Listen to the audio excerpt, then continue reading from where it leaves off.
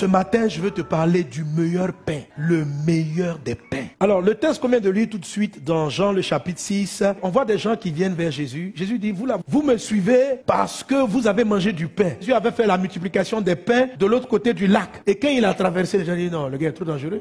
Manger comme ça. Et ils l'ont suivi en masse. Ils ont tourné jusqu'à ce qu'ils sont arrivés à ce sujet-là. Et puis ils ont fait en parlant en parabole. Nos pères ont mangé le pain qui vient du ciel. Toi, quel est le miracle que tu fais comme nos parents ont mangé? Et cela, Jésus va leur dire ceci. Le pain que Moïse a donné, qu'on appelle la manne, ils l'ont mangé et ils sont morts. Mais si vous mangez mon pain, vous allez avoir la vie. Il dit, je suis le pain. Alléluia. Donc lorsque tu pries et que tu es en train de dire, Seigneur, donne-moi du pain quotidien. Il faut savoir qu'il y a deux catégories de pain. Il y a un pain que Dieu peut te donner et malgré cela, tu continueras à mourir. Quand on dit mourir, c'est-à-dire tes problèmes profondément ne seront pas réglés.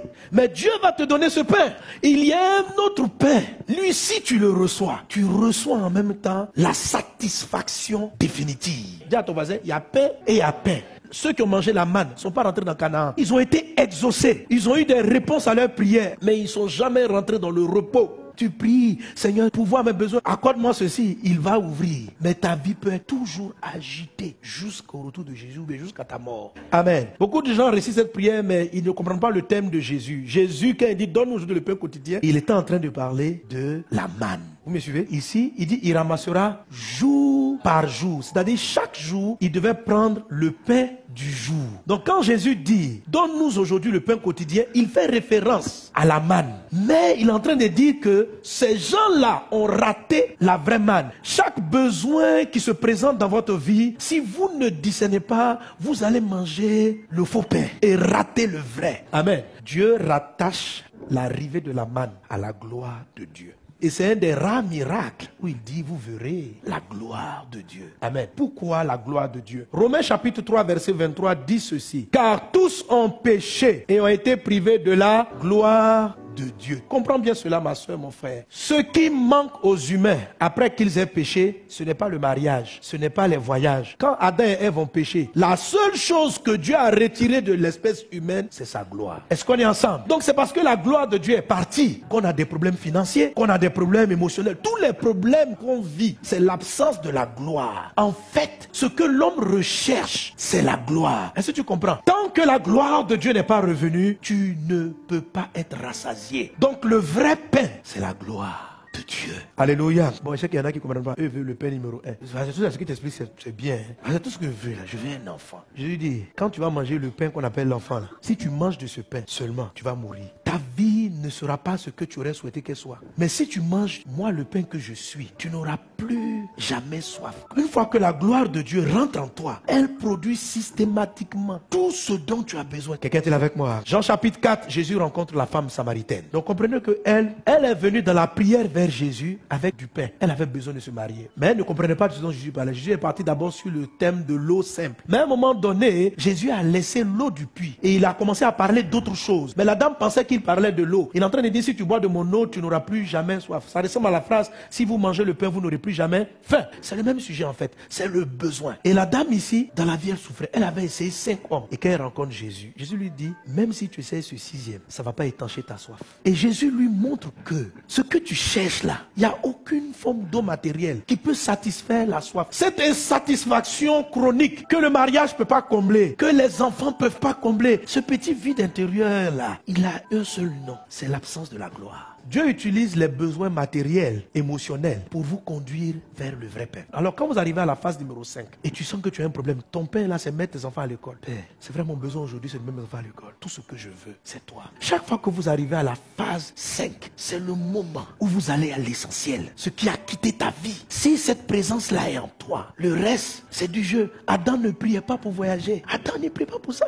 Tant que la gloire était là, il n'y avait plus de problème. Est-ce qu'on est ensemble? Moïse a compris que le vrai besoin, c'est pas la puissance, c'est pas tout ça. Il dit, je veux voir ta gloire. Et voilà le secret. Quand Dieu dit à Moïse, pour voir ma gloire là, je dois te mettre sur le rocher. Ça veut dire quoi? Quand tu commences à prier, monte un peu le degré de ta prière. Dis, papa, c'est vrai que j'ai besoin d'une maison. Mais en fait, quand j'aurai la maison, il y a beaucoup de gens qui ont des maisons sur la terre et ils sont malheureux dans leur maison. Et quand tu t'approches de Jésus de cette manière, alors il dit ceci. Tu dois rester sur Christ, sur sa parole.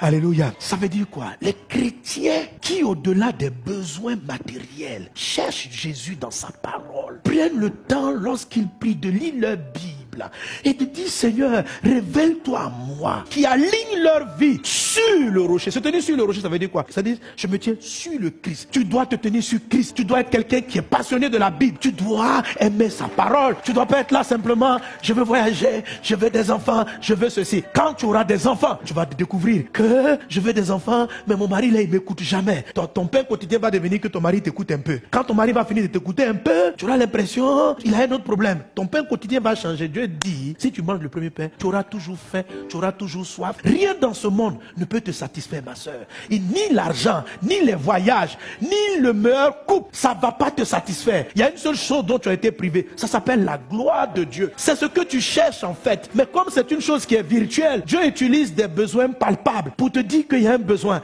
Mais quand tu arrives à ça, il ne faut pas manger seulement. Il faut dire, ah, attention, il y a pain numéro 2 qui est plus grand. C'est l'auteur même du pain là que je cherche. Je ne veux pas le pain, je veux le fabricant du pain. Alléluia. Et le fabricant du pain, il se trouve sur la parole. Et il dit quoi? Il dit, quand je passerai, je te mettrai dans le creux du rocher. C'est-à-dire à un moment donné, quand tu es sur la parole, Dieu te prend. Tu n'es plus sur Christ. Il te met dans le creux du rocher. C'est-à-dire tu rentres en Christ. Et là, tu vis sa gloire.